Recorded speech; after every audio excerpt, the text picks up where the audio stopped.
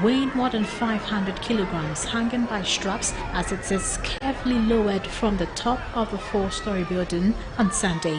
People usually buy sacrificial animals for slaughter a few weeks before Eid, but Ahmed decided to build a barn on his rooftop and raise his own. It has proven to be a much more economical choice for the small business owner, even though he has to hire a crane. He's been doing this for 18 years.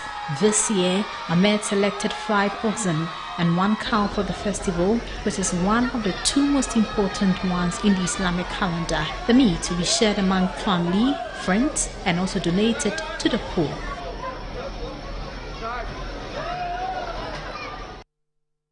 Plum cattle at Pakistan's rooftop exactly a week today is Edo Ada. You're still watching The World Today live on Metro TV Live on DSTV channel 277. We are back from the break with more.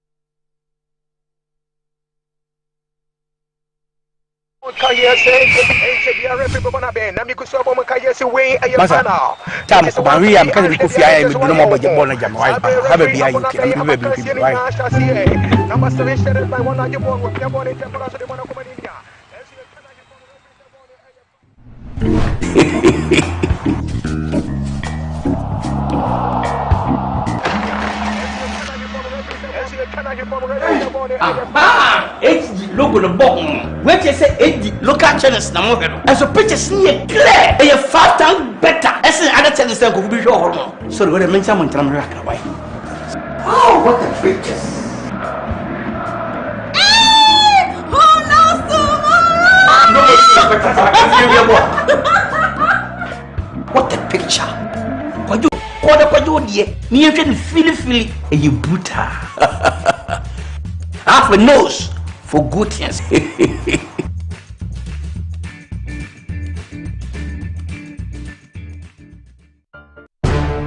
The world has seen a lot of evolution in recent times.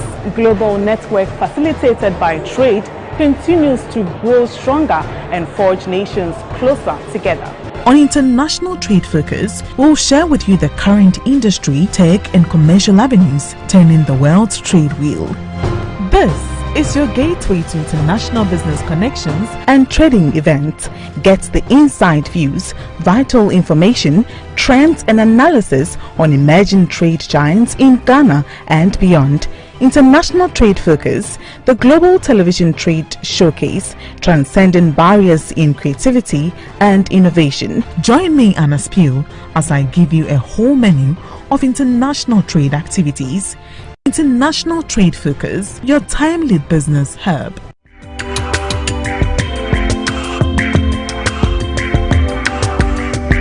International Trade Focus is brought to you by GOL, ADB, Pediatric Valley Resorts and Public Elegance.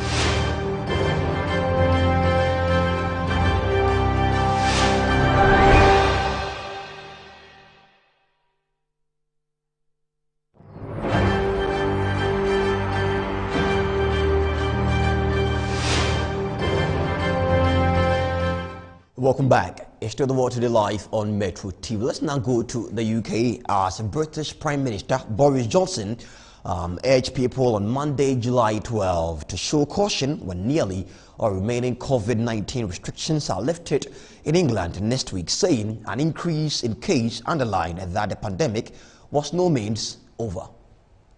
Absolutely vital that we proceed now with caution. And I cannot say this powerfully or emphatically enough. This pandemic is not over. This disease, coronavirus, continues to carry risks for you and your family. We cannot simply revert instantly from Monday the 19th of July to life as it was before COVID. Thank you, Prime Minister. First slide, please. We're removing the government instruction to work from home where you can, but we don't expect that the whole country will return to their desks as one from Monday. And we're setting out guidance for business for a gradual return to work over the summer. And as a matter of social responsibility, we're urging nightclubs and other venues with large crowds to make use of the NHS COVID pass, which shows proof of vaccination, a recent negative test, or natural immunity as a means of entry. Chris or Patrick want to add to that? I think that's right, Prime Minister. The important thing is that we'll keep our tough border policy, including quarantine for those arriving from red list countries, and we will keep the test, trace and isolate system in place. A few weeks, we hope. Patrick? Every week that goes by, we're getting hundreds of thousands more jabs into arms, and our delay to the roadmap that we announced last month has enabled us to get 7 million more jabs in the last 4 weeks alone.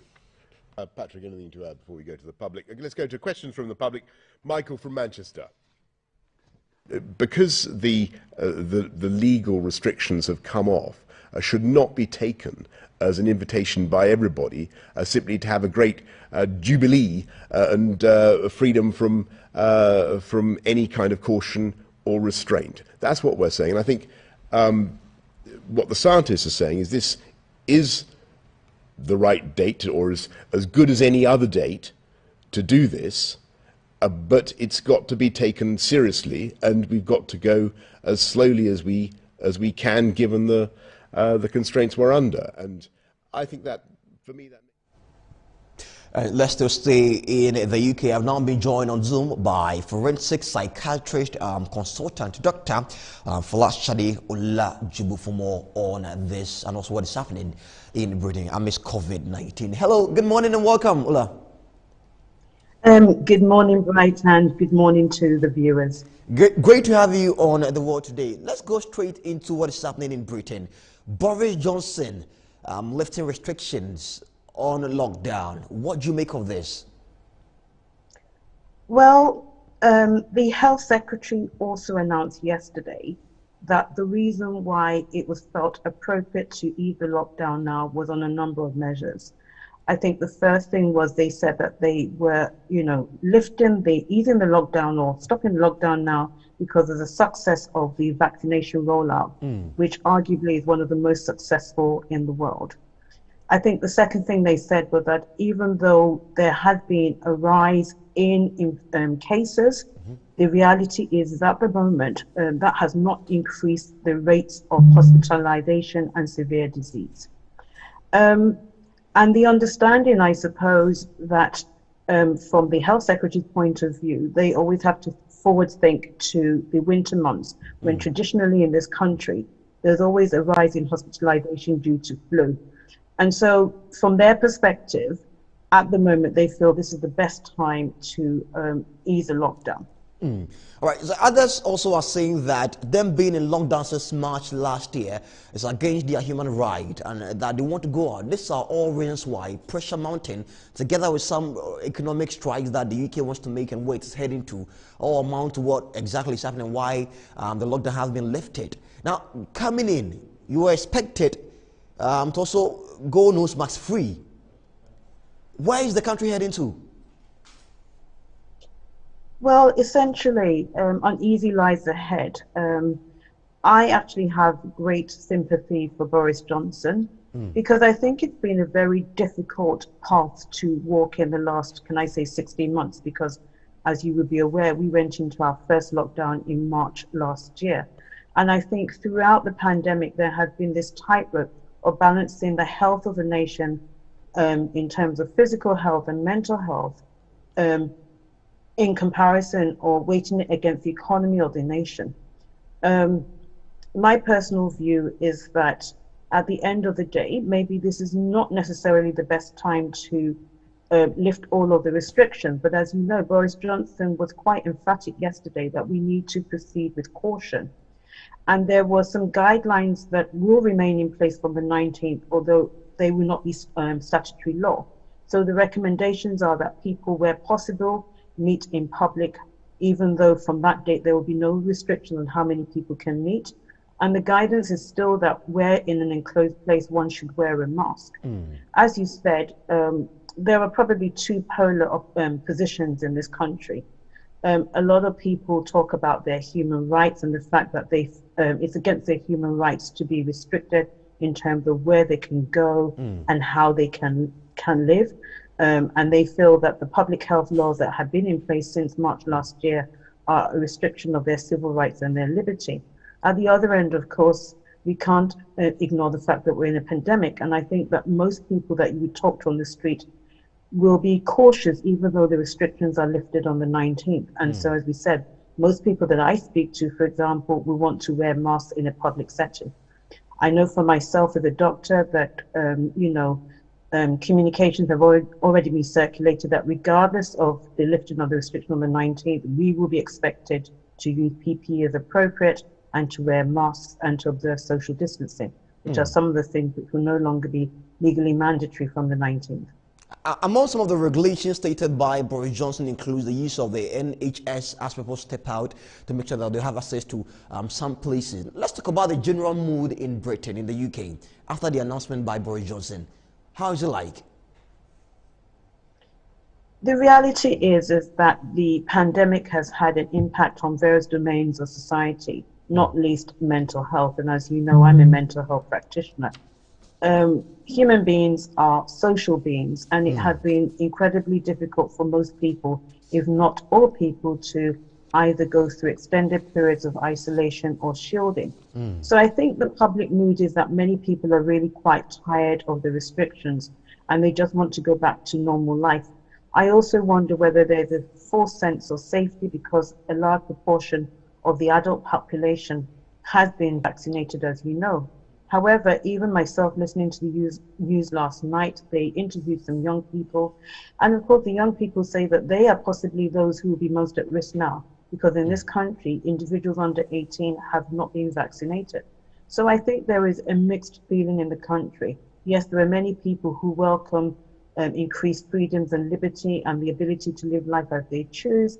But I think most people are very concerned, especially with regards to the awareness of the Delta variant. And as you know, the Delta variant is 55% more transmissible than the Alpha variant, which is 50% more transmissible than the original Wuhan variant. So I think that really most people are proceeding with caution, but of course there is a slight sense of relief in many parties that at least we can, in inverted commas, go back to normal. However, I want to emphasize that Boris Johnson said that, in reality, we can't go back to life as normal pre-March 2020. Doctor, I need a very quick answer from you for my next question. So the Euro just ended. My heart goes out to you, those in England. I mean, you lost, yeah, we understand. My heart goes out to you. But then, coming down, now that lockdown restrictions have been lifted, how are we going to ensure that we regulate the spread of the COVID-19 and also the new variant in town, the Delta variant? And I think that is the million-dollar question, isn't it? Because the reason why the nation has been in lockdown is because we know that it's highly transmissible. And the best way to stop the transmission are all the measures that have been in place more or less over the last year, which is restricting the numbers of people coming into contact, social distancing, wearing masks. So the reality is that this is a really big gamble. Boris Johnson's argument is that we've had a very successful vaccination rollout. And the thinking behind it is that although the rate of infection will increase because of the vaccination program, the hope is that the rate of hospitalization and severe disease will not rise exponentially. Thank you so much for coming this year on The World Today. We are grateful. Thank you very much. All right, and Dr. Folashade Olajubu is a forensic psychiatrist consultant, and she joined us via Zoom all the way from the UK. Let's just stay with COVID-19, but away from UK, let's now go to Australia, where with Sydney's International Airport terminal sitting nearly empty, vaccination rollout continuing at a snail's pace and borders closed, travel-starved Australians and others who work in the tourism industry say they are tired of the restrictions. But there's an increasing groundswell of dissatisfaction and frustration with not being able to travel, with a complete lack of certainty, and it certainly affects the 30% of Australians that were born overseas, all those Australians who've got extended family overseas and can't visit, can't live a normal life because they can't travel. We're one of only 2 countries in the world where the citizens aren't allowed to leave the country, and the other is North Korea, which is not one I'd want to be held up against. I don't think it's any kind of plan at all. It's not a smart plan. It's not specific, measurable, attainable, relevant or time-bound. So there's no commitments and there's no way that others can support actions to make it a success. We need a tangible plan with definite objectives and agreed outcomes so that we all know what we're working towards. Well, since we had all the cancellations of the whole cruising industry, and I hadn't done a cruise in ages, and then all of a sudden they started to rebook all the cruises, and there were all the deals out and everything. So I kind of got a little bit carried away, and I booked 5 cruises, over 2 years. And bit by bit, they've just, all been cancelled, which is really disappointing because I've been so looking forward to getting back to cruise ships and that lifestyle again. Yeah, there's me on the deck looking like Marge Simpson. Away from Australia now to the US, as President Joe Biden has stated that the Haiti's leaders need to come together after the July 7 assassination of their president, and that the United States stands ready to provide any form of assistance. Folks, I want to start by recognizing the remarkable protests that are taking place in Cuba, with the Cuban people demanding their freedom from an authoritarian regime.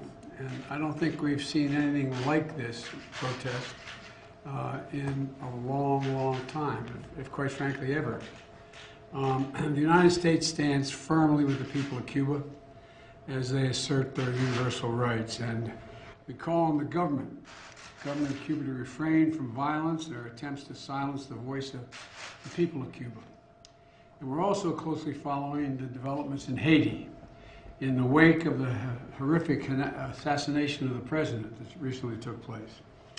The people of Haiti deserve peace and security, and Haiti's political leaders need to come together for the good of their country. Over the weekend, I dispatched a high-level expert delegation to assess the situation and to determine where the United States can offer our support. And finally, as a close neighbor and friend of the people of both Cuba and Haiti, the United States stands ready to continue to provide assistance, and I'll have more for you as we move on. Let's just stay with the U.S. as a brutal heat wave punishing the U.S. West pushed temperatures toward all-time records now, with California registering some of the hottest temperatures on the planet in the desert city of Palm Springs.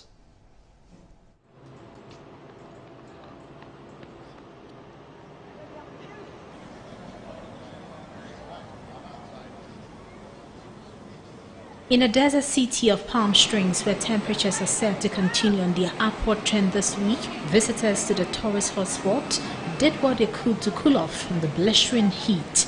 Local restaurants have installed misters on their outdoor patios in an effort to keep diners cool. While the temperatures early Sunday afternoon written on 113 degrees Fahrenheit, they had little impact. I don't feel places like this should exist. It's too hot. It's too hot. I'm drinking as much water as I can. I'm drinking my weight in water every day. It's the only way I feel I can not pass out.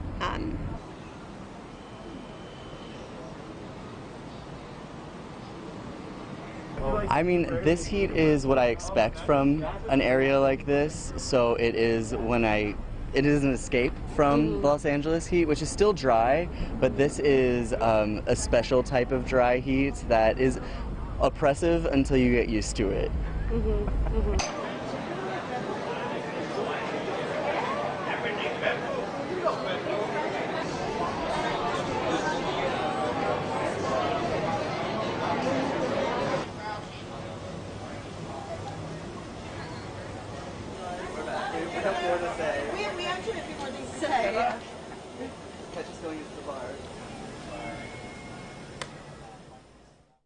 We still come to live from our studio here at Accra in Ghana. This is The World Today. We return from the break with more.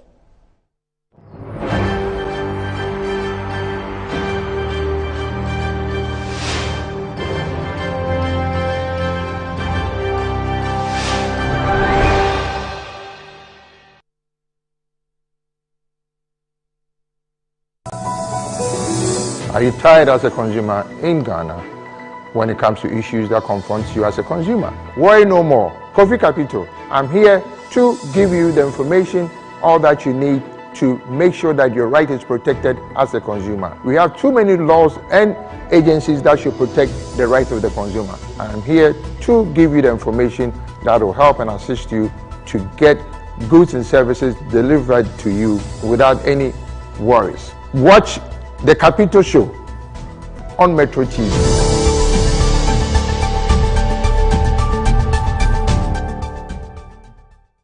The search for a reliable partner in the sale of U-turn buses, genuine spare parts, its repairs and maintenance at our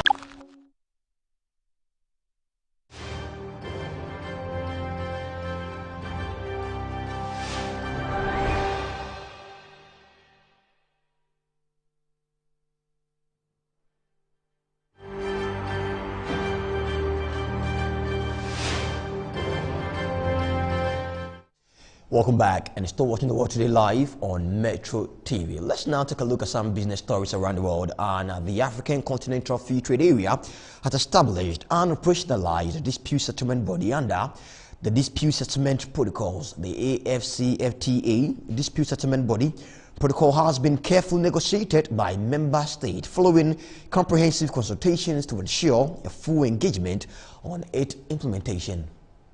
National strategies to ensure countries can implement the AFCFTA considering the characteristics of their own markets. Developing an AFCFTA country business index which will monitor and evaluate the implementation of the agreement for business. In addition to business, also mitigating the challenges like ensuring the gender and youth sensitive implementation of the AFCFTA as well as mobilizing financial resources for implementation. The AFCFTA is an African solution for supporting industrial development, creating new business opportunities, generating jobs, and reducing poverty. And in Europe, stocks fell slightly on Monday as investors sold economically sensitive sectors on worries that the spread of new coronavirus variants was stalling a global economic recovery.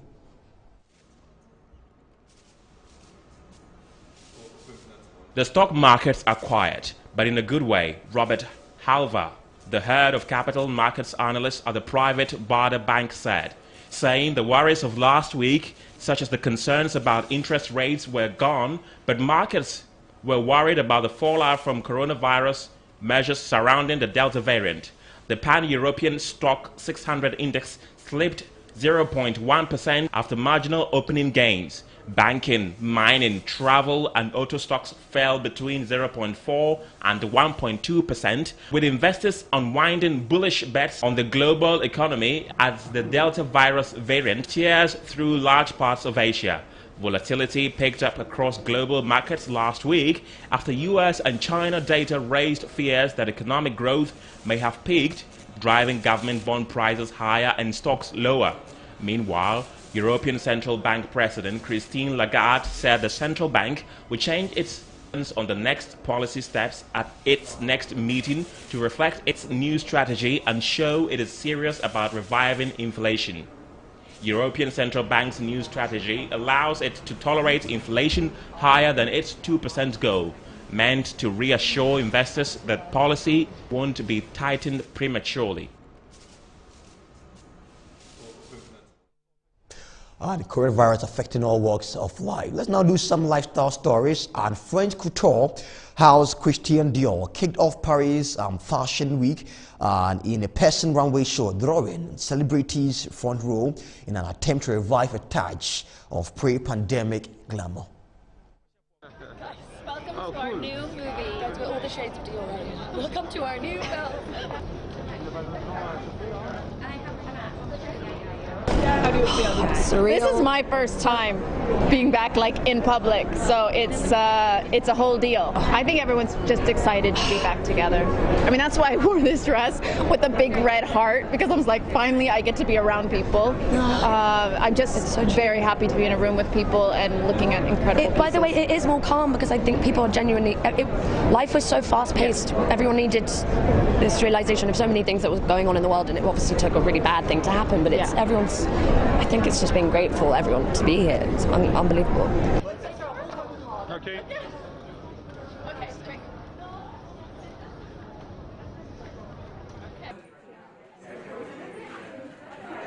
We are very emotional all together. It's not only my emotion, but it's also the emotion of the atelier, the studio, because we are not to forget that it's a community work. There are so many people that work at the collection. We was very happy to realize beautiful film, but it was just a little bit impersonal for all the people that work with us, with me, with the company. They really are proud.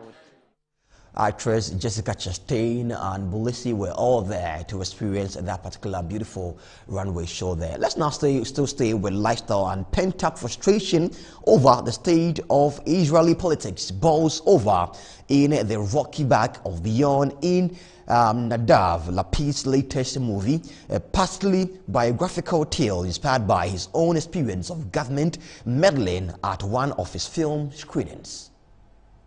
Équipe du film Le Genou d'Aed, à Berer, présenté en compétition officielle.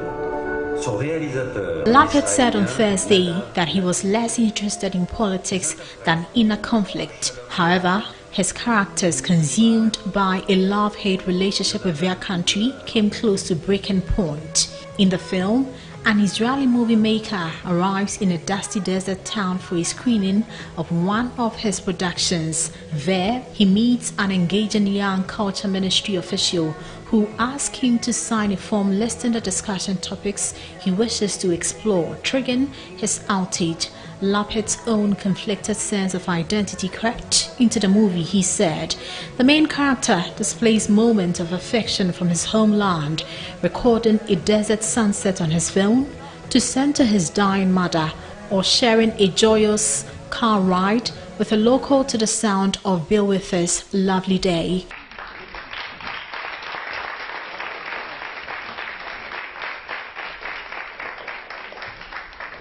For me, I don't know to which extent. I mean, I'm less interested in places, in states. I'm more interested in the mark that states leave on the soul of the people who live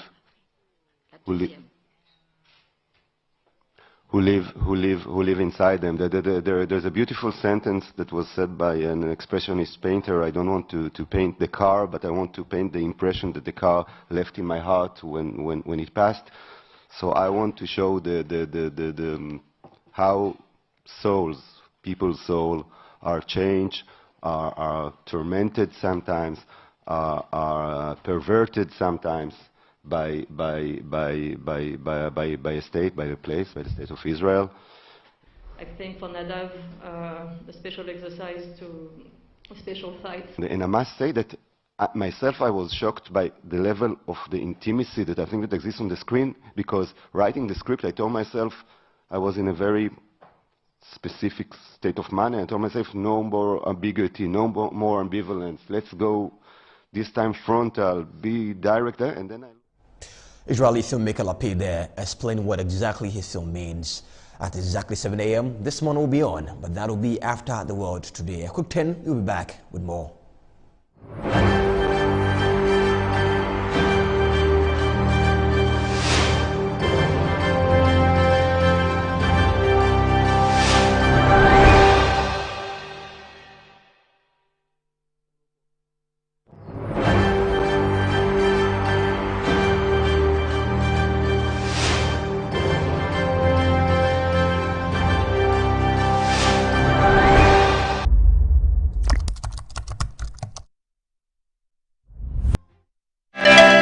Bringing you Africa's creme de la creme's classiest hangouts, award shows, end-of-year parties, wedding, graduations, birthdays, fashion or corporate events, Metro Social has got you covered.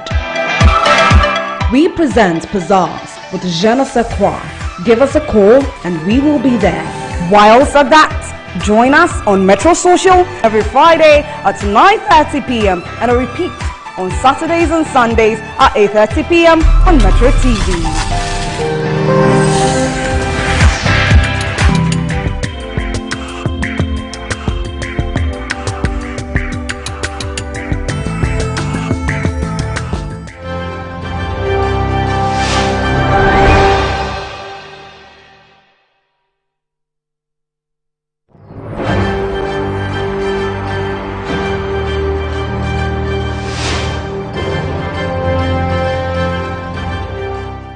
Welcome back. It's still the Water to Life on Metro TV. Let's now do some sports. And in sports this morning, a mural of England soccer player Marcus Rashford was defaced with racist graffiti following his team's defeat to Italy in the Euro 2020 final.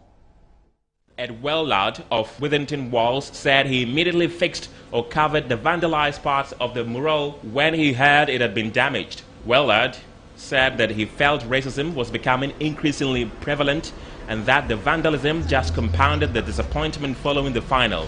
23-year-old Rashford was brought on as a late substitute in Sunday's match but missed England's third penalty kick after the score ended 1-1 after extra time. Subsequent misses from 21-year-old Jadon Sancho and Bukayo Saka 19 resulted in a 3-2 loss for England. And all three men experienced a storm of online racist abuse in the hours after the match.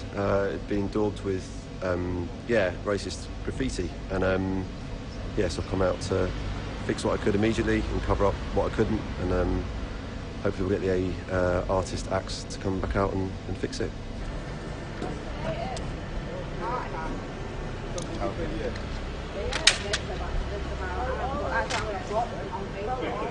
Everyone's really sad. Like, it's a sad morning for us all anyway, isn't it? You know, we dared to dream yesterday and our hopes were dashed, but to wake up to this is kind of, it's more depressing, isn't it? Like, that we live in a country where this kind of response is, you know, the new normal now, isn't it? Like, this racism seems to be more and more prevalent, doesn't it?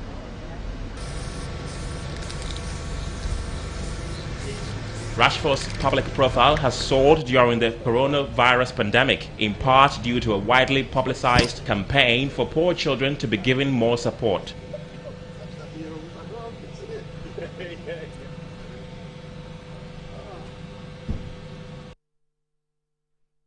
Quite sad moment there for blacks around the entire world. Hopefully, this gets to end soon. So at exactly 7 a.m., Nanaya Bwachitanwa and Kweju Nyantachi Quarantine will come your way with this morning happenings across Ghana. And as you can see on the screen, they are ready to give you the latest happenings in Ghana. Nanaya and Kweju, what's happening? Hello, Bright. Yes, so what are some of the trends in Ghana lately? The top news that has been trending since last night has been the First Lady finally rejecting whatever is to come her way. And that's a very, the main story that has been trending since yesterday. Like, since there was 2017. I know Kojo has a lot to say about this. Because Kojo, you have been following this, just an issue when it came up. You've been quite interested in it. Finally, she says she's not going to take the money and returning money is paid to her since 2017. What do you make of this? Well, I think some way, somehow, she's been bullied into returning all these, monies. And I think if she got it legitimately, I don't understand why she should refund right from 2017 to now. If you're saying you're not going to take the salaries that has been agreed by Parliament, okay, that is fine. But then to refund what you have gotten legally since 2017, well, but I think bullied to return those monies is such a strong word. Bullied to return the monies paid to her. Okay, we come to you at exactly 7 a.m. for the latest. Sure, that's fine. All right, thank you, Kojo and Anaya. You're still watching the World Today Live here on Metro TV, and like at 7, don't forget, this morning, happenings in Ghana will be given to you by the door there. Let's still stay here. And a quick one, let's give you what has happened here on the news. Our top stories, take a look at them.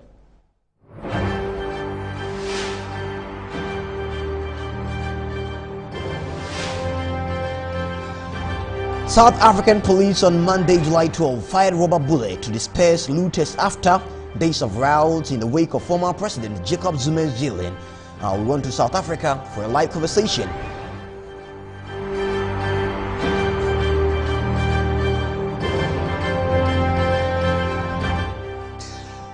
British Prime Minister Boris Johnson urged people on Monday, July 12 to show caution when nearly all remaining COVID-19 restrictions are lifted in England next week, saying an increase in cases underlined that the pandemic was nowhere over. And in sports, a mural of England's soccer player Marcus Rashford was faced with racist graffiti following his team defeat to Italy in the Euro 2020 final. Thanks for watching. It's been 60 minutes of news around the world with me, Bryce, and Akwasi and live from studios here at Region Accra. This is the Kuya Bohima Studios. Have a good morning and enjoy the rest of the programs. Bye.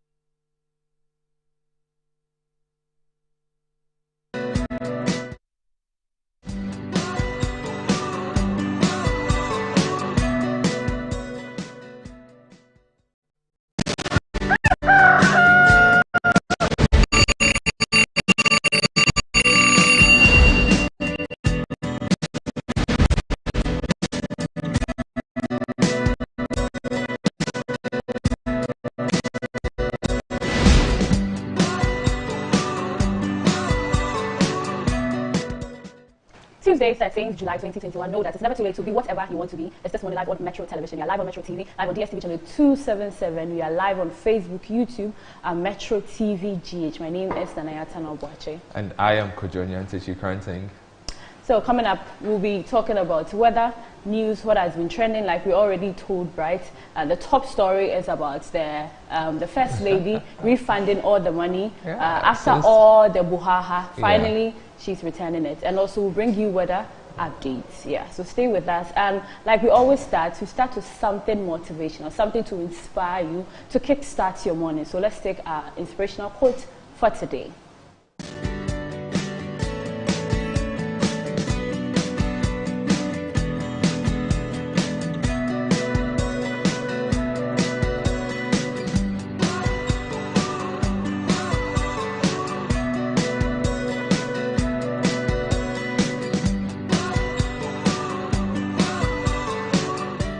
So the pain you feel today will be the pain you feel tomorrow. Yeah. Quite an interesting one. So whichever way, you're going to feel pain. Yes. So it's better you feel it today? It's equal to pain. It's equal to pain. So the earlier the better. Wow. It's like you go to the hospital and you're supposed to take an injection. They tell you that opus rubber from So let's take some weather updates for the next 24 hours.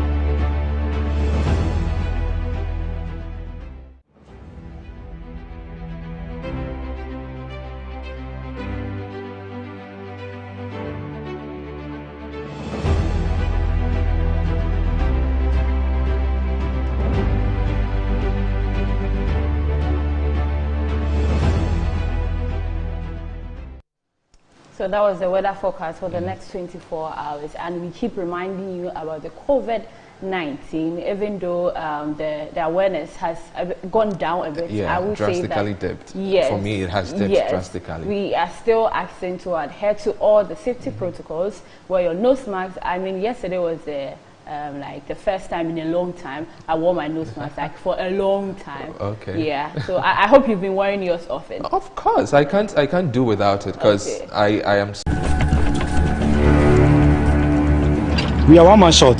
Should we invite him? Yeah. It be old cargo. Can I join you guys? Yeah. Always drink fresh, natural eggs, mineral water.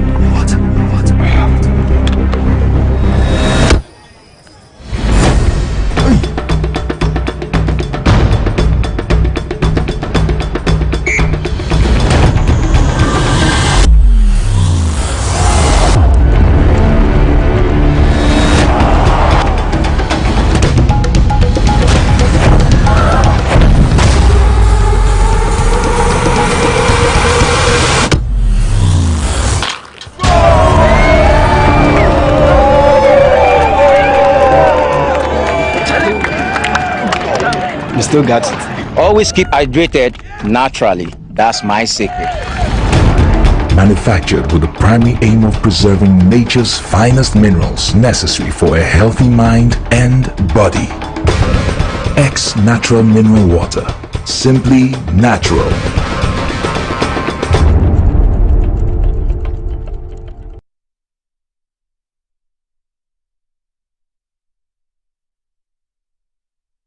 The search for a reliable partner in dealing with the sale of U-turn buses, genuine spare parts, its repairs and maintenance at a highly effective workshop with remarkable speed. We also have available the sale of Camel car batteries, Weichai and Kia spare parts, Zonton coaches and light-duty vehicles for everyday movement. Contact us on 020-000-083 at www.saautomobilegh.com. SA Automobile, the pleasure of doing business with you is all ours.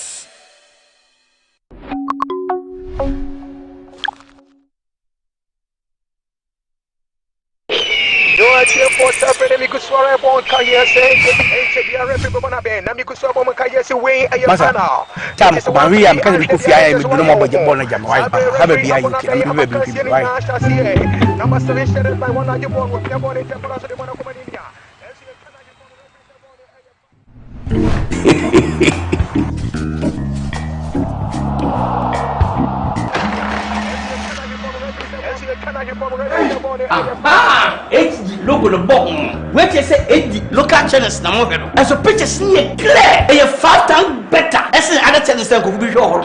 So go the mention mo tram ra why. Oh, what the pictures.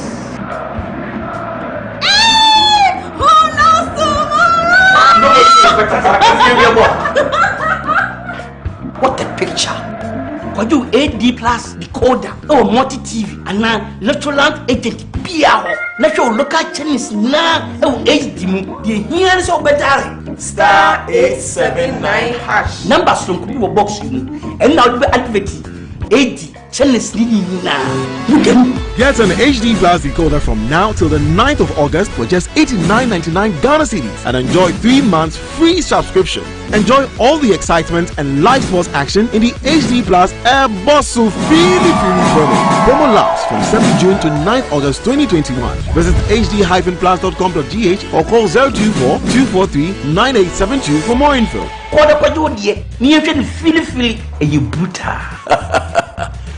Half a nose for good things.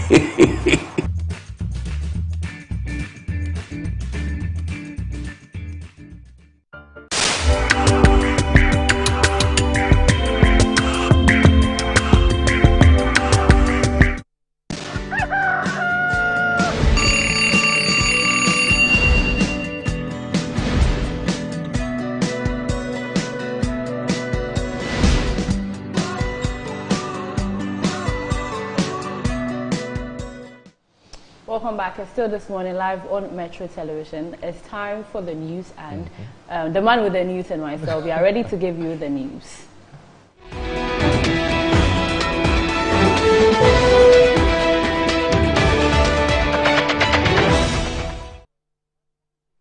And starting off with the office of the Tema Regional Police MTTD Commander, Chief Superintendent William Asante has hinted that the driver of the tipper truck involved in the toll booth accident earlier yesterday, if found culpable after investigations, will be processed for court.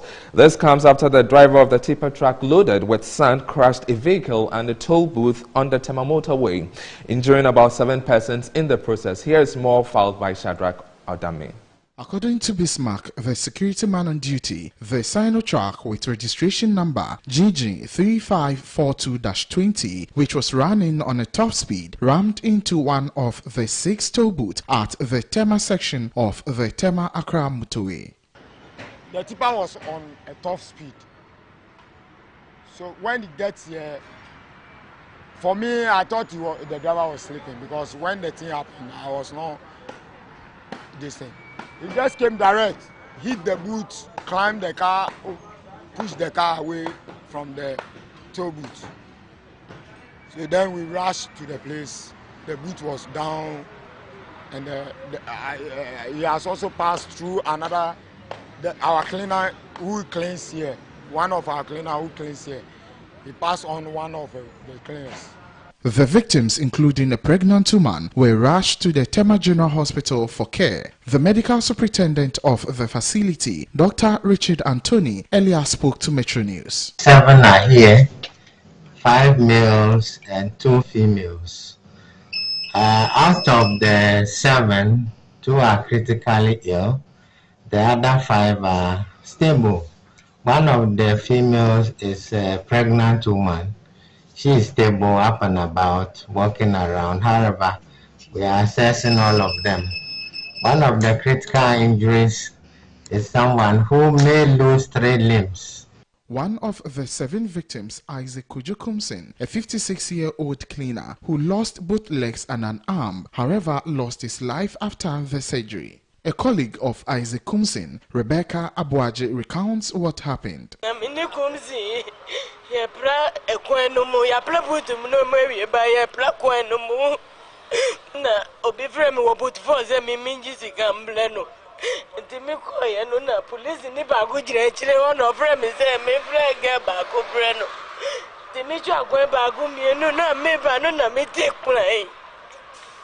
I was a Gonzika only a minute cleaning was no Kaubi. No Kaubi, not down in any chicha.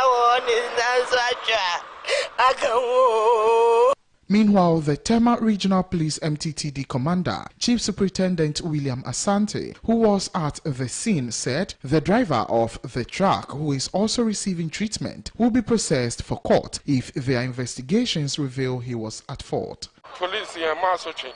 No more, you're very investigating. You're not say, you're say, one ravu year, Edinburgh Court. Some of the victims who were occupants of the Toyota Saloon car, which was damaged in the accident, are also stable and are responding to treatment at the Tema General Hospital. Reporting for Metro News, Shadrach Odame Ejari. Away from that, families of the drug killings have called on the Justice Kumsen Committee that is currently probing the circumstances leading to a drug killings and unrest to be truthful and honest in their discharge of their duties. According to them, the committee must at the end of their inquiry prefer appropriate recommendations that will ensure justice is served. They made this known when they appeared before the Justice Kumsen Committee of Inquiry on Monday, July 12, 2021 to participate in the ongoing inquiry. Family members of the 3 persons whose death instigated the forming of the 3-member committee of inquiry on Monday, July 12, appeared to testify before the committee. The 4 persons who appeared before the committee included Abdul Wahab Al-Hassan of the Dagomba Chief of Ijra, Ishaka Abubakar, a brother of the deceased, Nasiru Yusuf, Shahada Wadu, the wife of Ibrahim Muhammad Kaka, and Abdul Wakas Umar. They all pleaded to the committee to ensure justice is served, urging them to be honest, truthful, and precise in their findings and make appropriate recommendations from their findings. These are some of the excerpts of the sitting from the Prempeh Assembly Hall in Kumasi. I saw somebody to escape, but this was after I had left. Okay. Yes, if I may ask, have you complained about seeking justice anywhere, that it's justice that you want, and if justice is not given within a week. He told me that this person wants to kill me, but he told me those who warned him to stop posting issues on Facebook, else they will harm him or they will do something. The sit-in is adjourned to Tuesday, July 13, 2021 at 4 noon. Now to the office of the Chief Justice. Kwesi Enin-Yeboah has referred a $5 million bribery allegation leveled against him by a lawyer to the Criminal Investigations Department of the Police for investigation.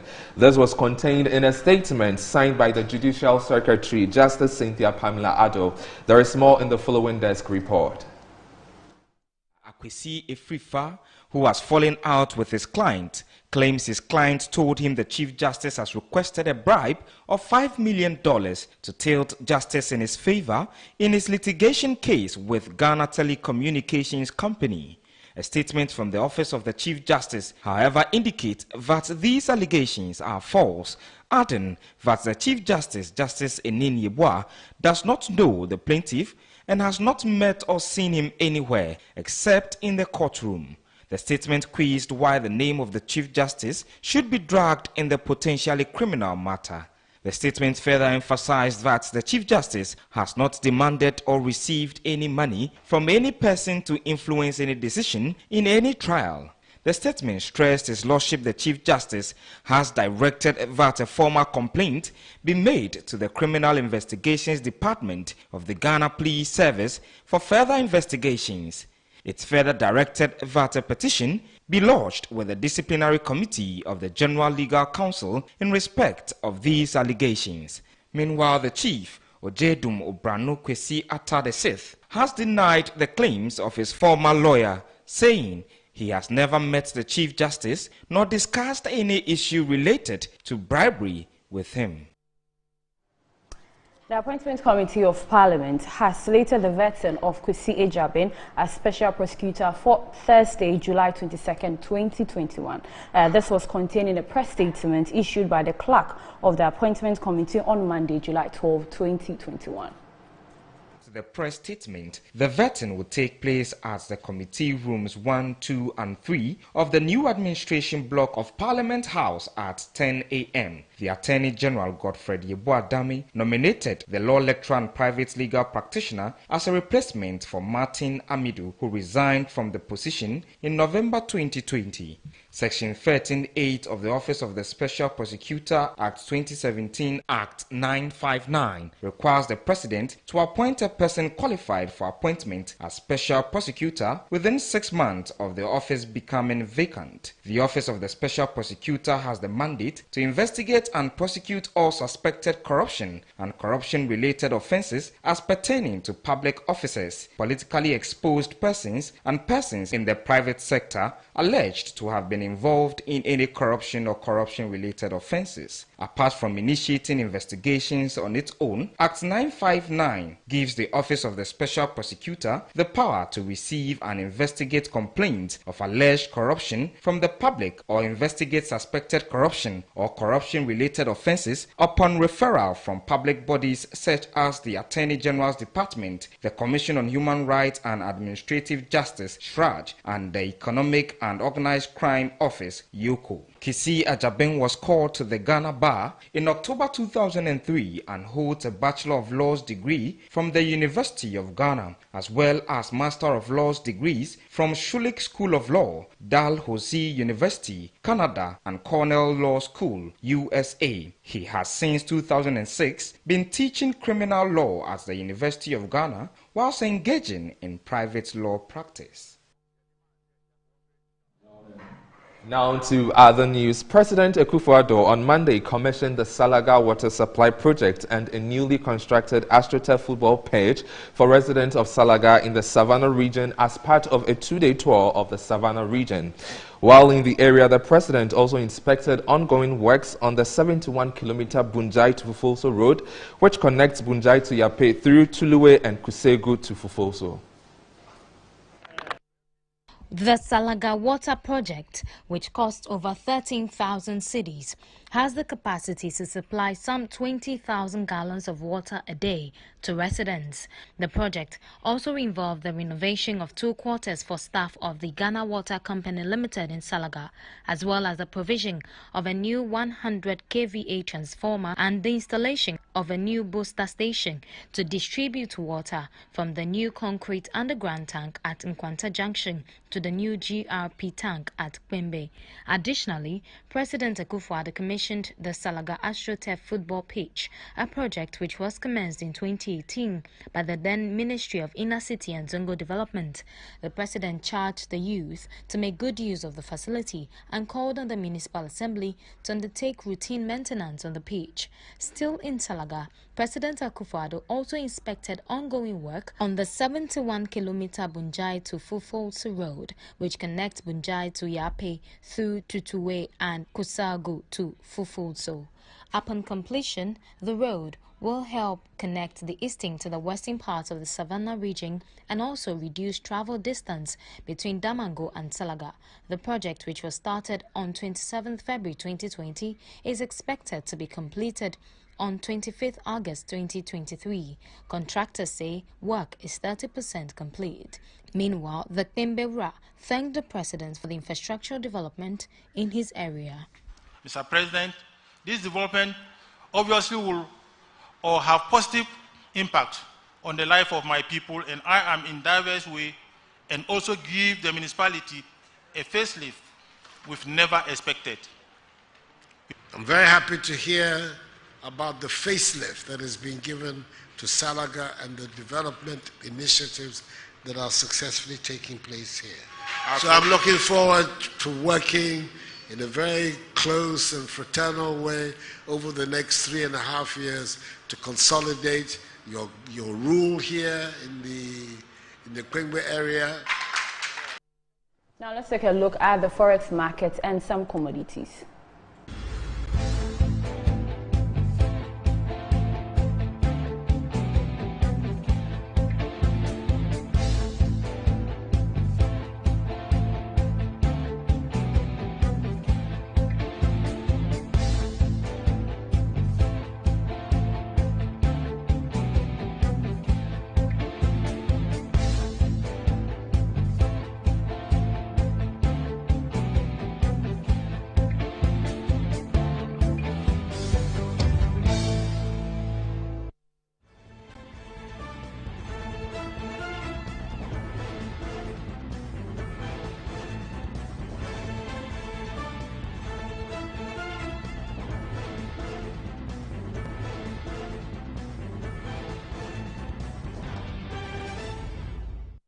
And that was the forex market and some commodities. Now let's take a look at our hand wash steps to avoid ourselves from getting the COVID-19.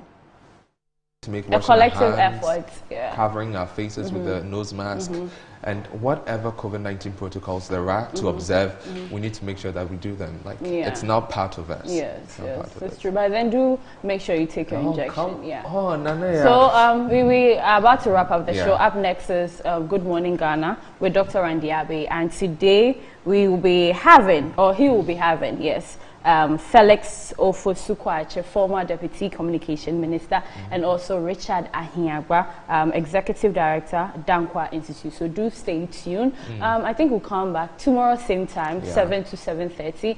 Do stay tuned. Make sure you are always glued to your seat. After the World Today with Bright will come your way. Then Dr. Randy Abbey follows. And then Good Morning Ghana Trends will come, and sports, and on and on. No, we give you the best. Yes. So my name is Anayata Nogwache. And I am Kojonya Techi Kranting. It's amazing that we're all in pink. Exactly, yeah. So we'll see you same time tomorrow. Have a blessed day and enjoy the rest of our programs.